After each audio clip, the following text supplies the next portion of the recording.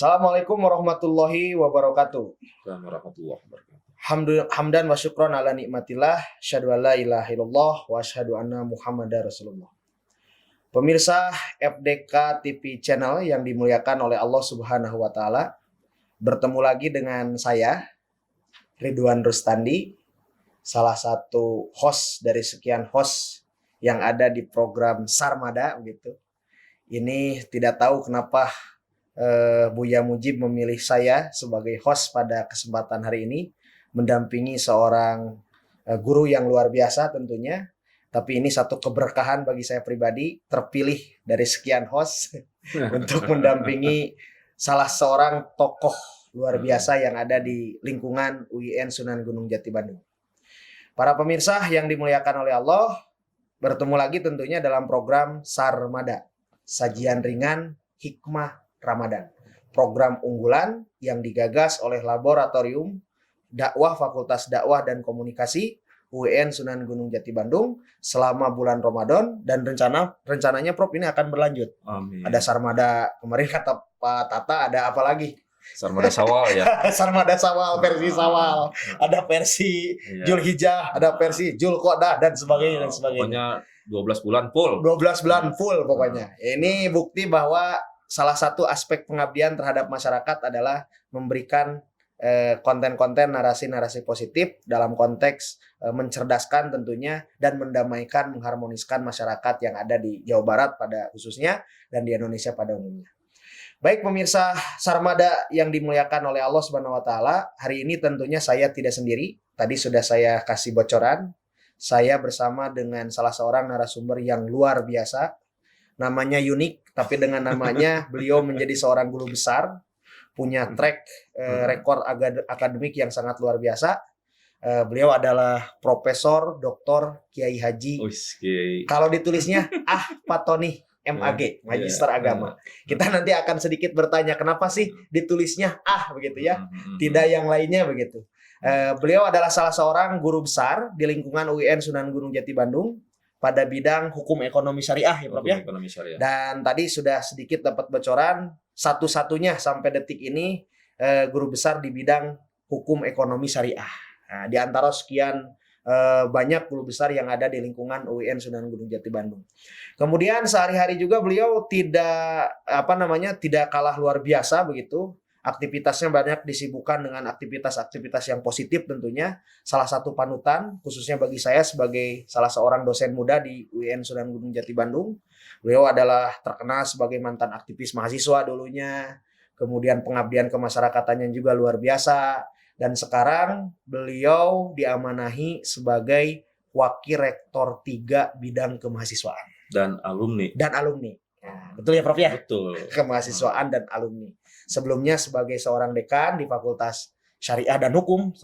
Nah, kemudian di masa pandemi ini beliau juga dipercaya sebagai Ketua Satgas COVID-19 di lingkungan UIN Sunan Gunung Jati Bandung. Baik, kita sapa dulu. Assalamualaikum Prof Fatoni. Waalaikumsalam Kang Ridwan. Bukan Ridwan Kamil, Prof. Bukan. Ridwan Rustandi. Iya. Prof, sehat Prof kabarnya? Alhamdulillahirabbil alamin. Energik ya Prof ya? Insyaallah. Walaupun kita nikmati aja lah. Nikmati. Oke Prof, sebelum ke temanya tentang mudik dalam kultur akademik, saya agak tertarik untuk ingin tahu dulu nih Prof. Mungkin banyak juga yang bertanya-tanya, atau mungkin sebagian besar mahasiswa yang dulu di Fakultas Syariah dan Hukum tidak aneh dengan nama Profesor Dr. Fatoni gitu. Tadi kan sekilas itu ada lanjutannya. Boleh diceritakan dulu nggak Prof? Sebetulnya cikal bakal dari nama itu seperti apa gitu Prof? Iya, makasih nih Kang Ridwan, pemirsa TV Dakwah Channel yang saya banggakan. Nama saya itu Fatoni itu dari apa ya? Dari penulisan ijazah di Madrasah Ibtidaiyah. Orang tua saya semuanya beri namanya itu Ahmad Fatoni. Nah, nggak tahu di ijazah itu jadi Fatoni. Bahkan yang lebih unik lagi itu ada yang menulisnya dengan AH. AHA itu kan Abdul Haris ya. Abdul Haris. Iya, Abdul Haris AHA gitu kan. Padahal bukan AHA ya, ya. Itu Ahmad. Ya, Ahmad. Ahmad. Dan ya sampai dengan berikutnya ya di ijazah sanawiyah juga sama seperti itu. Kemudian ijazah aliyah sampai juga SK pengangkatan saya juga Fatoni. Ya kita nikmati aja dan kita syukuri aja. Oh itu barangkali berkah dari nama yang unik itu, ya, sehingga saya hari ini ya di posisi seperti ini. Gitu. Ya memang unik ya para pemirsa kan. Kalau misalkan sekilas kalau yang baru pertama kali tahu gitu mengeja nama beliau pasti mengejanya Fatoni. Padahal ternyata ada sambungannya ya Prof. Ada sambungannya. Lengkapnya Profesor Dr. Kiai Haji Ahmad Fatoni, Magister Agama. Jadi seringkali juga mahasiswa ketika ada acara-acara yang terhormat Bapak Dr. AHA. Ya. Padahal itu ya potongan dari Ahmad. Ya. Jadi itulah keunikan yang membawa keberkahan. Akhirnya dengan nama itu hari ini Profesor Ahmad Fatoni bisa jadi salah satu panutan bagi kita semua dan jadi guru besar hukum ekonomi syariah di UIN Sunan Gunung Jati. Amin. Amin ya Prof ya. Baik, kita masuk ke tema nih Prof. Temanya mudik dalam tinjauan kultur akademik. Hari ini kan ramai ya Prof ya. Pasti setiap tahun saya pikir tidak hanya di Indonesia saja ada tradisi mudik, tapi memang yang kentara dalam konteks kenegaraan adanya di negara kita. Ada kultur yang seolah berbeda lah tiap tahunnya. Menjelang Ramadan, kemudian menjelang Idul Fitri. Ada kultur yang kemudian kita kenal dengan istilah mudik. Sehingga banyak tinjauan lah Prof ya dari sisi keilmuan, dari konteks sosiologi, dari konteks hukum, kemudian dari konteks transportasi, ekonomi dan sebagainya. Banyak sekali berbicara mengenai mudik itu sendiri. Nah, sebetulnya Prof menurut Profesor tradisi mudik di Indonesia itu sebetulnya seperti apa gitu? Iya, makasih. Kalau bicara mudik ya sesungguhnya bukan hanya tradisi umat Islam di Indonesia semata, tapi juga di Malaysia juga ada tradisi mudik. Kemudian juga di Turki juga ada, di India apalagi lebih dahsyat lagi. Nah, mudik itu kan kalau kita coba akar dari mana istilah mudik ini muncul ya.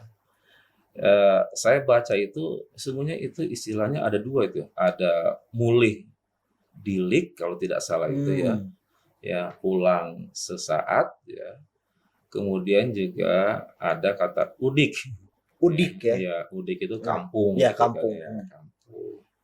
Nah akhirnya disingkatlah menjadi mudik. Ya jadi mudik itu adalah pulang ke kampung. Bagi siapa itu mudik itu? Tentu bagi mereka yang merantau ke daerah perkotaan. Kalau lihat dari sejarahnya yang saya baca ya karena saya bukan bidang ilmu itu loh, jadi saya tidak banyak paham ya. Ya kalau saya baca lihat akar sejarahnya itu diawali sejak tahun ramenya di kita itu sejak tahun 1960-an 70-an lah.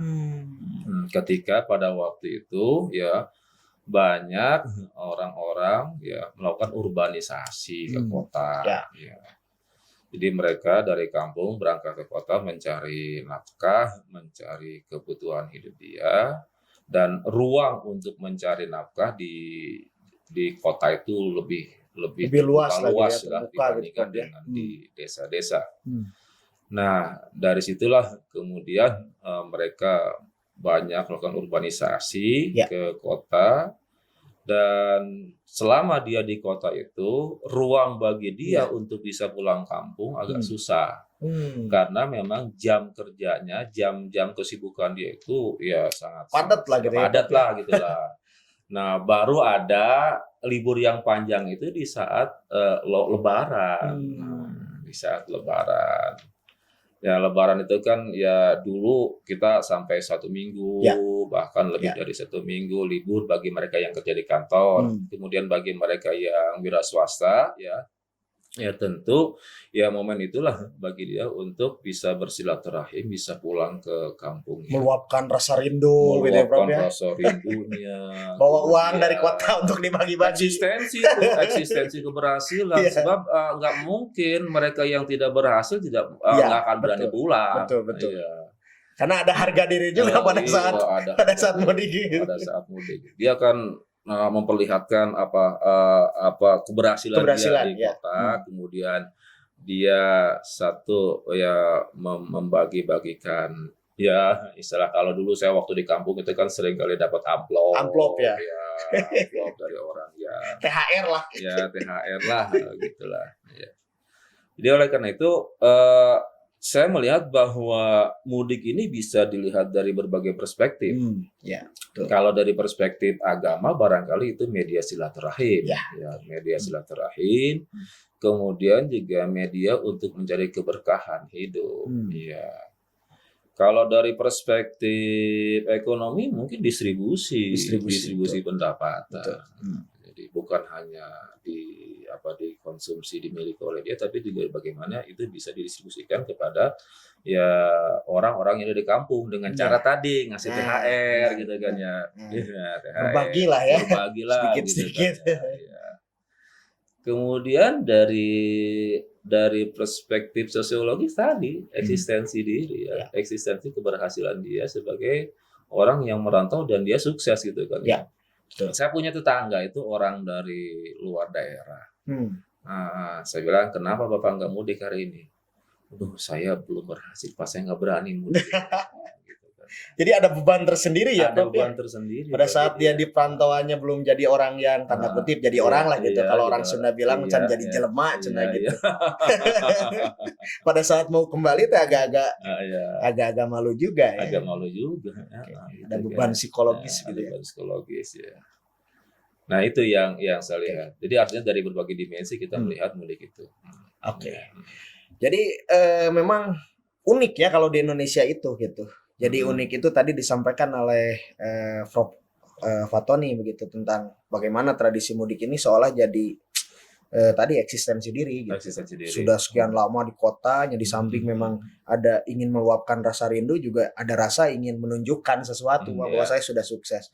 Sehingga tidak jarang apalagi di kota-kota besar semacam Jakarta ya Prof ya. Betul. Mudik itu sangat dilarang karena khawatir pada saat ada orang yang mudik gitu ya ke kampungnya terus dipandang sukses oleh orang sekitarnya, padahal banyak yang ikut. Urbanisasi semakin meningkat. Kemudian kampung-kampung jadi kosong gitu. Kayak gitu. Jadi memang luar biasa tradisi mudik tadi sebagaimana disampaikan oleh Prof Ahmad Fatoni. Kemudian gini Prof, tadi sudah sedikit diulas oleh Profesor bahwa dari sisi agama mudik itu selalu dilekatkan dengan momentum silaturahmi. Betul. Kan begitu ya, bahwa orang apalagi hari ini di masa pandemi banyak larangan dan sebagainya, pokoknya berbagai cara dilakukan lah istilahnya. Karena ada rasa ingin silaturahmi, selalu jadi tameng gitu. Betul. Selalu, ini ingin silaturahmi udah lama dan sebagainya. Sebetulnya dalam konteks agama tadi silaturahmi seperti apa sebetulnya yang memang harus dilakukan dengan cara mudik dan tidak dengan cara mudik begitu Pak? Iya. Ada hadis yang menyatakan man ahabba ayyubsata rizqahu falyasil rahimah gitu kan. Barang siapa yang ingin dilapangkan rezekinya maka jalinlah hubungan silaturahim. Nah oleh karena itu saya memahami kata silaturahim itu bukan dalam pengertian harus bertatap muka dan berjabat tangan. Ada ikatan batin lah. Ada ikatan batin antara A dengan B, antara anak dengan orang tua. Ya kemudian antara saudara yang satu dengan saudara yang lain. Nah, kalau kita pahami dalam konteks ini, maka sesungguhnya di tengah pandemi COVID hari ini bisa dilakukan dengan cara yang lain. Video call, kemudian Zoom meeting juga bisa. Gitu kan ya. Hanya memang saya melihat kayaknya nggak afdol. Sebab di situ juga ada tadi ada nilai eksistensi dirinya juga, kemudian rindu dengan tetangga, dengan kerabat-kerabatnya. Kemudian juga media untuk refreshing lah. mengenang masa-masa dia dulu ketika di SD seperti apa, ketika di sawah gimana, di sawah seperti apa, atau mungkin juga ada gadis yang dulu jadi cem-ceman gitu ya, cem-ceman dia gitu kan. Nah, oleh karena itu ya dalam kondisi hari ini harus dipahami sesungguhnya, harus dipahami bahwa la diror wala doror gitu kan ya, la doror wala diror gitu kan ya, maaf ya, tidak boleh membahayakan ya bagi pribadinya dan juga bagi orang lain. Nah, oleh karena itu ya bisalah dilakukan dengan cara-cara yang lain. Ya untuk bersilaturahim dengan orang tua dan juga dengan kerabat-kerabat yang lain. Salah satunya tadi video call, virtual, ya untuk sesaat menahan rindu lah gitu ya, tidak bertemu secara langsung gitu Prof ya. Sebab kan manfaat teknologi itu kan untuk memberikan kemaslahatan. Jangan sampai fasilitas hari ini sudah tersedia sementara kita tidak mau memanfaatkan fasilitas itu. Nah, oleh karena itulah maka ya harus dimanfaatkan momentum itu kalau dalam kondisi darurat gitu kan ya. Kecuali dalam kondisi normal, oh ya harus itu kan, mumpung orang tua masih ada, ibu masih ada, bapak masih ada, kerabat yang lain masih ada, ya kayaknya ya lebih berkesan itu dibandingkan dengan harus menggunakan media teknologi tadi. Tapi dalam kondisi darurat ya maka harus diambil alternatif yang lain. Banyak kaidah-kaidah usul kalau orang hukum misalnya kan kaidah usul kan darul mafasid muqaddamatun ala jalbil masolih gitu kan. Ya menolak kerusakan ya harus diutamakan dibandingkan dengan aspek yang lain kemaslahatan. Berarti memang mulih idik atau mulih udik itu pulang ke kampung itu memang dalam tinjauan agama betul bahwa itu bagian dari media silaturahim ya Prof. Betul. Artinya ada upaya untuk tadi mendapatkan keberkahan, dimudahkan rezekinya, dilapangkan rezekinya, lapang rezeki, panjang umur dengan proses silaturahmi yang ada. Tapi dalam kondisi-kondisi darurat juga semacam pandemi hari ini bahwa yang tadinya jadi sesuatu yang mendatangkan kemaslahatan boleh jadi justru malah sebaliknya ya Pak. Malah jadi kezoliman, jadi madorot juga bagi orang-orang di sekitar kita gitu ya. Betul. Oke, berarti Pop kalau begitu tradisi mudik begitu ya Prof ya. Di masa pandemi ini boleh orang misalkan mudik dalam konteks tadi mudik dimaknai sebagai bagian dari silaturahmi menggunakan video call dan sebagainya. Apa yang harus diperhatikan di masa pandemi ini, Prof? Kenapa misalkan sampai pemerintah mengeluarkan larangan khususnya untuk ASN misalkan ya, tidak boleh mudik dan sebagainya begitu, Prof? Iya, kalau mudik itu kita anggap sebagai sebuah tradisi dalam konsep hukum Islam kita kenal dengan istilah al-adah, atau adat adat atau al-ada muhakamah. Adat itu bisa dijadikan pertimbangan hukum. Bukan berarti dia harus menjadi hukum, bisa dijadikan sebagai sebuah pertimbangan hukum. Nah, oleh karena itulah maka dalam kondisi hari ini tentu ya kita taati ya aturan-aturan yang telah ditetapkan ya baik oleh pemerintah maupun juga oleh pimpinan-pimpinan kita. Ya, kalau kita misalkan hari ini di kampus ya sivitas akademika juga maka itu harus taat pada aturan yang dibuat oleh rektor ya pimpinan kita. Dan hari ini Pak Rektor sudah buat surat edaran. Kemudian rujukannya jelas, ada payung hukumnya di atasnya, bukan atas dasar kemauan sendiri. Kemudian juga saya selaku ketua satgas ya, gugus tugas gugus tugas itu paling rendah ya di aturan COVID itu. Ketua gugus tugas ya mengharapkan ya kepada teman-teman sekalian ya sivitas akademika ya pertama ya taati aturan yang dikeluarkan oleh pemerintah. Dalam kaitannya dengan mudik ini ya tentu ya prokesnya juga harus dijalankan. Ya, makanya kita beberapa minggu yang lalu sudah melakukan vaksinasi untuk dosen ya, kemudian juga untuk tenaga kependidikan dan juga OB maupun juga security ya. Ya, target kita adalah ya paling tidak agar apa ya? Agar di kampus kita semuanya dalam kondisi bebas dari COVID ya. COVID ya. Ya, COVID ini nyata loh, Betul. ya, bukan hayalan, nyata ini ya. Ya. Nyata karena banyak dari kita yang sudah terpapar Betul. COVID ya. Alhamdulillah ada yang sehat kembali dan juga ada yang ya ditakdirkan oleh Allah dipanggil oleh Allah Subhanahu wa taala. Nah, oleh karena itu ya prokes menjadi kata kunci ya. Nah, 5M itu. Ya. Kalau kita tambah 6M lah. 6M-nya M-nya yang terakhir itu senantiasa berdoa. Mohon doa kepada Allah. Mohon doa ya. Iya, agar kita terhindar dari mara bahaya ini. Pada akhirnya tetap harus tawakal ya Prof ya. Iya. Setelah iya. 5M sebelumnya, Iya. M yang terakhir memohon Tetap dalam pandangan Munajat. agama kita kan nggak bisa hanya mengandalkan Betul. akal semata, otak semata, tapi juga ada doa. Iya. Nah, di situ. Itu Kang Ridwan. Oke. Iya. Mantap. Jadi memang pemirsa FDK TV Channel yang dimuliakan oleh Allah, tadi diulas oleh Prof. Ahmad Fatoni betapa pentingnya hari ini kita memperhatikan keinginan kita untuk mudik. Walaupun Iya. memang tadi pada dasarnya hakikat mudik itu kan silaturahim. Betul. Artinya ada keinginan untuk mencari keberkahan, kemudian menguatkan solidaritas sosial juga, Iya. kemudian napak tilas lagi Iya, ya, napak napak tilas tilas. sejarah dulu di kampung Betul, halaman dan sebagainya. Betul. Bahkan tadi nampak tilas cem-ceman kata Prof. Ahmad Fatoni. Di samping memang tadi ada eksistensi diri juga ya Prof ya. Eksistensi Eksistensi diri diri. juga. Tapi di masa-masa pandemi memang tetap aspek-aspek yang berkaitan dengan hal-hal mencegah sesuatu dari yang madorot begitu, Iya. itu lebih harus diutamakan dibanding kemudian mencari nilai maslahat walaupun banyak gitu, tapi Iya. tetap saja artinya mencegah itu lebih baik daripada kemudian mengobati lah Iya. bahasa ininya begitu. Betul. Nah,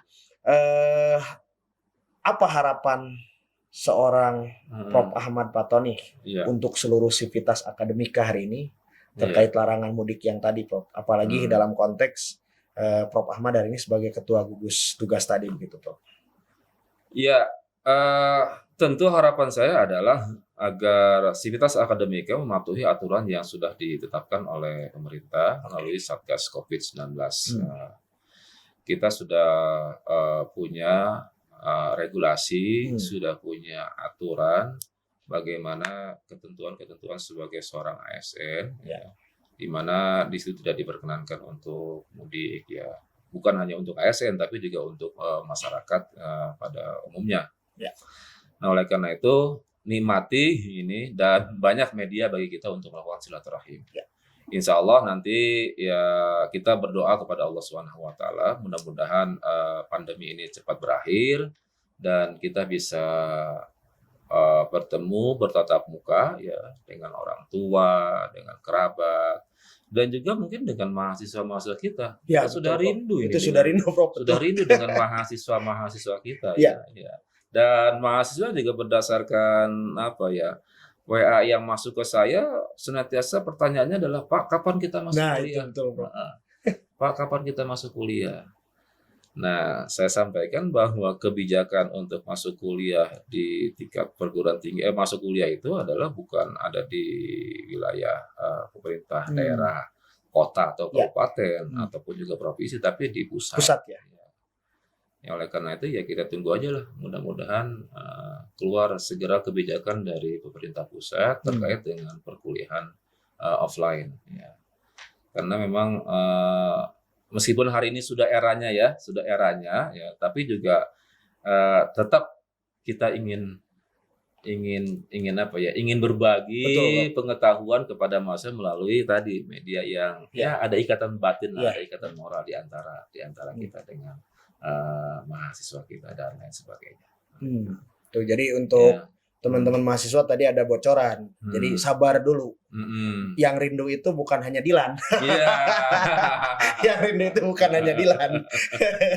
Bukan hanya teman-teman mahasiswa ya banyak di UIN Sunan Gunung Jati Bandung, tapi juga kami ya tadi Prof Ahmad juga sebagai Warek 3 sebagai yang khususnya Warek 3 yang membidangi mahasiswa dan alumni, apalagi beliau juga sebagai seorang dosen, saya juga sama, bahkan hampir seluruh dosen-dosen di lingkungan UIN Sunan Gunung Jati Bandung sama juga ada rasa rindu ingin bertemu ya Prof ya. Betul. Mencium baunya, wanginya mahasiswa gitu Prof ya. Mahasiswa ya. Ada ikatan batin gitu ya Prof yang terjalin dalam arti tidak hanya sebatas transfer of knowledge gitu ya Prof ya. Tidak hanya kognitif saja tapi sikapnya ingin terlihat juga terekam dan sebagainya. Iya kan, tugas dosen kan pernah saya sampaikan bukan hanya dia transfer ilmu tapi juga aspek pendidikannya itu kan. Betul. Jadi dia punya kewajiban untuk mendidik, membentuk karakter mahasiswa. Ya terus terang aja saya rasakan hari ini kita agak kesulitan melaksanakan kegiatan-kegiatan kemahasiswaan. Ya sebab serba virtual Prof sekarang. Kalau pakai virtual terus ya kita punya fasilitas tapi mahasiswa. Nah itu Prof. Itu. Kadang-kadang kuliahnya juga ya Prof ya. Gitu iya kan, betul Prof. Iya. Mudah-mudahan segera ada bantuan dari pemerintah. Ya. Saya baru dapat tadi surat dari Kementerian Agama izin ke Pak Rektor untuk disampaikan kepada pimpinan bahwa di tahun 2021 ini ada bantuan paket data dari Kementerian Agama untuk dosen dan mahasiswa. Dosen dan mahasiswa Prof ya. Dosen mahasiswa.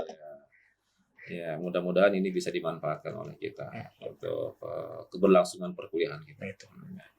Dalam masa-masa yang memang belum menentu ya Prof. Dalam masa yang belum menentu. Ya. Kapan dan berakhirnya gitu, kapan bisa bertatap mukanya. Tapi saya pikir teman-teman sekalian, pemirsa FDK TV Channel, ada itikad, ada ikhtiar yang luar biasa dari para pimpinan, dari para guru-guru kita di UIN Sunan Gunung Jati Bandung, dan itu terasakan bukan hanya oleh mahasiswa saja begitu Prof. Termasuk saya juga sebagai dosen juga merasakan bagaimana bentuk keringanan yang diberikan tadi lah. Misalkan yang sederhana tadi paket data dan sebagainya itu bukti bahwa UIN Sunan Gunung Jati Bandung punya komitmen komitmen untuk tetap melangsungkan perkuliahan walaupun di tengah kondisi bagaimanapun. Betul ya Prof ya? Betul. Itu bagian dari sesuatu yang memang harus dilakukan gitu. Yeah. Walaupun memang Prof kadang-kadang tadi urusan kendala-kendala teknis itu sesuatu yang tidak bisa dihindari. Paket data ada, jaringan ada Prof. Kan itu stabil. Dan kendala itu bukan hanya dihadapi oleh kita. Betul, bukan hanya di UIN kita, UIN aja ya Prof ya. Sebab sebaran mahasiswa kita kan se-Indonesia. Yeah. Nah, ada yang jaringannya bagus, ada yang di ujung sana, ada yang sampai dia naik ke atas genting gitu. Saya pernah nguji mahasiswa untuk ujian komprehensif itu di fakultas itu. Naik ke atap rumah. Naik ke atap. Di mana? Saya di atap rumah Pak. Aduh. Betul itu. Hampir semua merasakan. Iya, hampir semua merasakan. Dan itu bukan yang bukan mereka yang di sana, bukan mereka yang di Sumatera atau di Sulawesi, tapi di Jawa Barat lagi. Iya, di Jawa Barat masih ada kok. Masih ada ya. Masih ada. Stabilitas jaringannya tidak menentu. Iya. Ini kendala teknis kendala yang dihadapi oleh bangsa kita, bukan oleh bangsa kita. Betul. Baik, Prof. Pertanyaan terakhir. Ini kan sajian ringan hikmah Ramadan. Iya. Hikmahnya apa, Prof? Yang bisa kita petik dalam kondisi hari ini. Di tengah hasrat, keinginan ingin mudik, tapi apa daya kondisi tidak memungkinkan, khawatir jadi dolim terhadap yang lain. Hikmahnya apa aja Prof kira-kira? Ya, hikmahnya pertama ini membentuk diri kita agar kita menjadi orang yang sabar. Ya. Dan banyak kan dalam Al-Qur'an dalil ayat Al-Qur'an yang menjelaskan tentang keutamaan daripada orang yang sabar. Ya, mampu mengendalikan emosi, kemudian juga banyak hikmah-hikmah yang lain yang bisa kita petik dari wabah hari ini. Ya, yang utama adalah tidak semua yang kita inginkan itu terlaksana. Ada kuasa Allah yang tidak bisa digabungkan. Ya. Nah, jadi bukti untuk memperkokoh keimanan kita. Apalagi di bulan Ramadan ya, Pak. Apalagi di bulan Ramadan ini. Ya, mudah-mudahan ini pahalanya berlipat ganda nih. Kita puasa juga, kemudian kita di pandemi COVID juga, gitu kan ya. Kemudian ada edaran, ada instruksi tidak boleh mudik. Ya, mudah-mudahan kita bisa mengambil hikmah dari ini semua. Ya. Baik, jadi sabar, syukur harus diperkuat. Oh Yang iya, penting sabar, bahagia ya Prof ya. syukur. Nikmati aja Itu. lah, nikmati.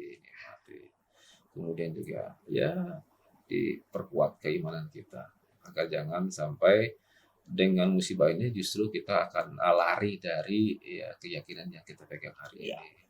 Ya, apalagi kalau kita sampai pada berbuat syirik dan lain sebagainya. Itu yang mesti harus kita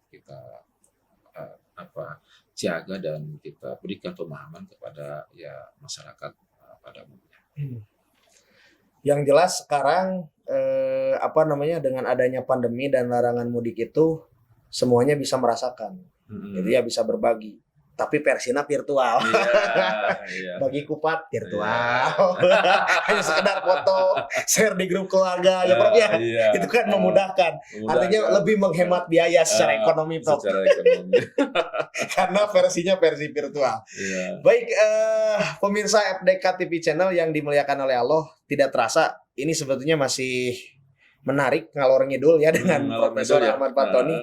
Tapi ada aspek-aspek yang tertangkap secara substansi sangat kena pisan gitu ya untuk seluruh khususnya warga kampus yang ada di UIN Sunan Gunung Jati Bandung.